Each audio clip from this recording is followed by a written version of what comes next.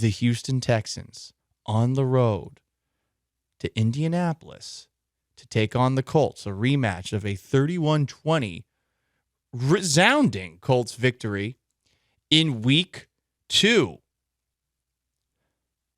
Where are we at compared to that game in week 2? Both DeMeco Ryans and CJ Stroud were asked about it yesterday. Here's the head coach of the Houston Texans. Yeah, we're a completely different team now from our first meeting. You put the tape on, and it's like, wow, I'm encouraged by how much better we've gotten. You kind of know like who we are now. I think early in the year, every team in the league. You're trying to figure out who you are, figure out your identity. All right, how are you going to play? So, I think now, we know who we are. We know our brand of football, how we have to play, how we have to win games. And, that you figure that out throughout the year. You figure it out through a lot of growing pains, a lot of tough moments. But you figure it out, and we're in a good spot now. We know who we are. We figure it out. Coach speak. Do you know what they learned over the course of this season? That they're good when CJ Stroud's quarterback. That's what they learned. What's your identity? Our identity is CJ Stroud is good, Sean Mapes. This is not very difficult. Honestly, they probably knew that starting in week 2 because Stroud played pretty well towards the end of that game. Yeah. That was like kind of the start of like, oh, CJ Stroud's, he's all right. For like, we still had the normal rookie expectations. Obviously, he's blown through a lot of those in recent weeks. But yes, the team identity, like the difference between week 2 and this week is that now the Texans feel comfortable just being like, CJ Stroud, win us this game. CJ Stroud, we're going to need you to throw for a lot of touchdowns, throw for a lot of yards. And that's how we're going to win this. Right, and do it early because that didn't happen early against the Colts. And I remember a lot of you people were talking about, not you, Sean, you people were saying, oh, CJ Stroud put up garbage time stats at the end of that game against the Colts. If you watched it, they didn't look like garbage time stats. What he was doing was pretty impressive. How about CJ Stroud? What's the biggest difference between week 2, where the Colts took down the Texans 31-20, and this upcoming game Saturday night? Week 2 from now is you have 2 different football teams, like they're a different team, we're a different team. And you got to kind of plan for what they've been doing lately, not more so what they did against us. Of course, you got to watch it and look because that's good background, just to see how guys play, how they move around and stuff like that. But I feel like you definitely got to be able to throw that stuff away and look to like the last couple of games they've played and really lock into what they're doing now. And they're a really special team. They've done a lot of great things, and it's going to be a good matchup. Really special team? I don't know about that. But they are doing lots of nice things. They're winning with Gardner Minshew. That's, I think, the most important thing that they've been doing. So, vibe check, where we at going into this game? I'll say I'm cautiously optimistic. I'm still too much of a coward to actually predict the Texans to do anything in a game, given how difficult they've been to predict this season. To me, Saturday night, though, is not going to be about the guy who just spoke, CJ Stroud, and Gardner Minshew. It's going to be about DeMeco Ryans and Shane Steichen. It's about who between those two coaches is the better coach. If I had to pick one of those guys for coach of the year, I would give it to Shane Steichen because Steichen has been winning all season with Gardner Minshew and not Anthony Richardson. And this is a Colts team that last year was at the bottom of the NFL along with the Houston Texans. And then if you go back to week 2, when these two coaches went up against each other, I thought Shane Steichen embarrassed DeMeco Ryans. I thought some of the stuff Steichen was doing offensively caught the Texans completely off guard. He's a defensive-minded coach. Steichen's an offensive-minded coach. It looked like at that moment in time that Steichen was the better coach. And I think that as things have played out this year, you could still make that same argument. That could change with a victory for the Texans on Saturday night. But think about some of the things that have been frustrating for the Texans this year. They're 3-4 on the road. They've lost to Atlanta, Carolina, and the Jets on the road. They did beat the Bengals with Joe Burrow for what it's worth. They did blow out the Jaguars. They did beat the Titans with Case Keenum. But the 3 worst losses of the season for the Texans all came on the road. Is that something you lay at DeMeco Ryans' feet? I think it's fair to do that. in totality, at the very least. He's the head coach of the team. Doesn't feel like they were focused in those games. And meanwhile, the Colts, they've won. In case you care about this, I guess this is sort of one of those Hammer and Hank statistics, which I don't think ultimately mean all that much. However, they have technically won their last 4 home games. One of those games took place in London. They've won their last 3 home games at the Lucas Oil Stadium, which, much like the RCA Dome, definitely pumps crowd noise in. Definitely does. Just hasn't been caught yet.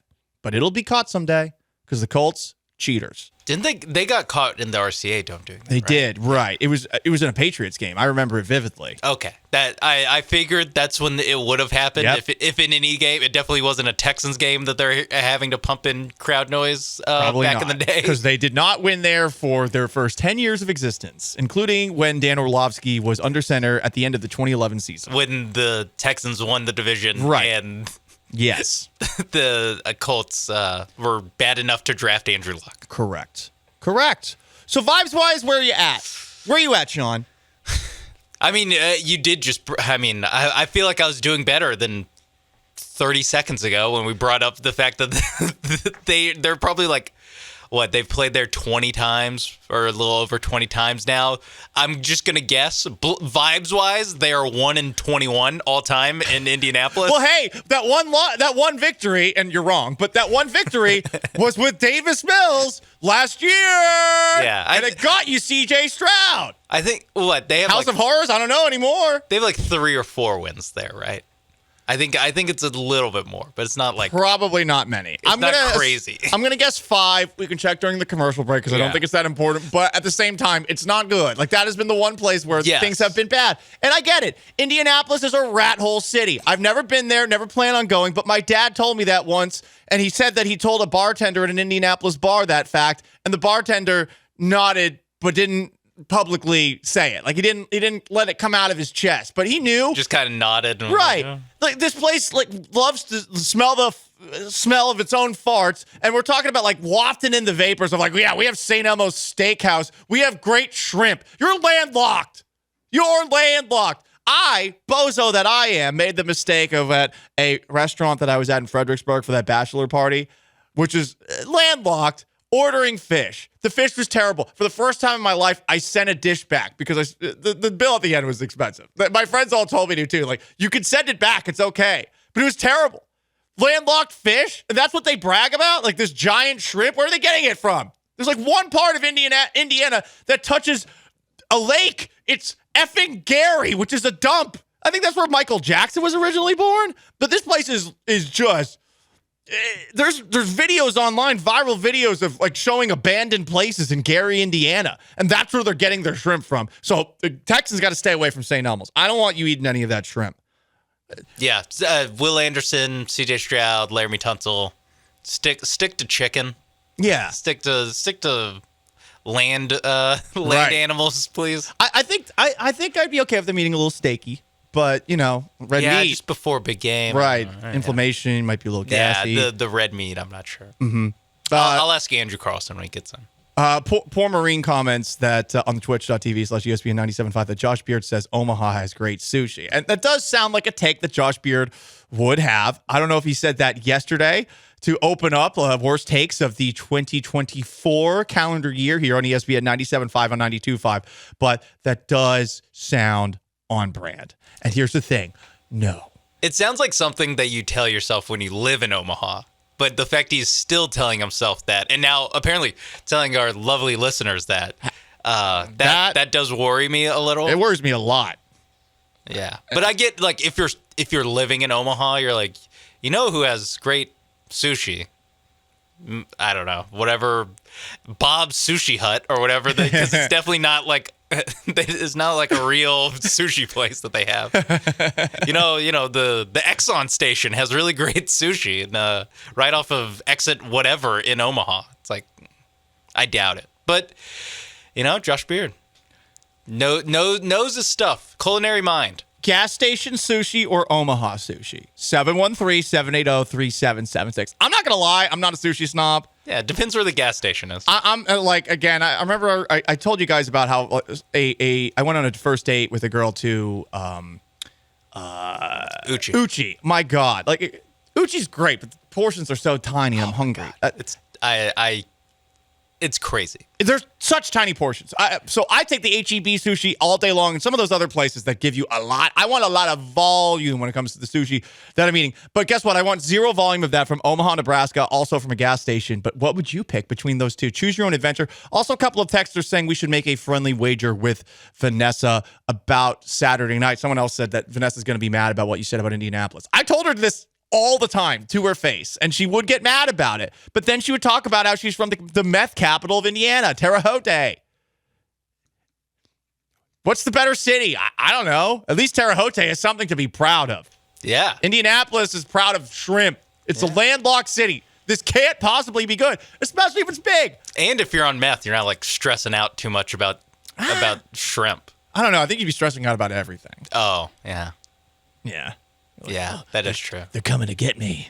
They're going to shoot me. The government. The giant prawns are going to rise up and kill me. They're going to eat me alive.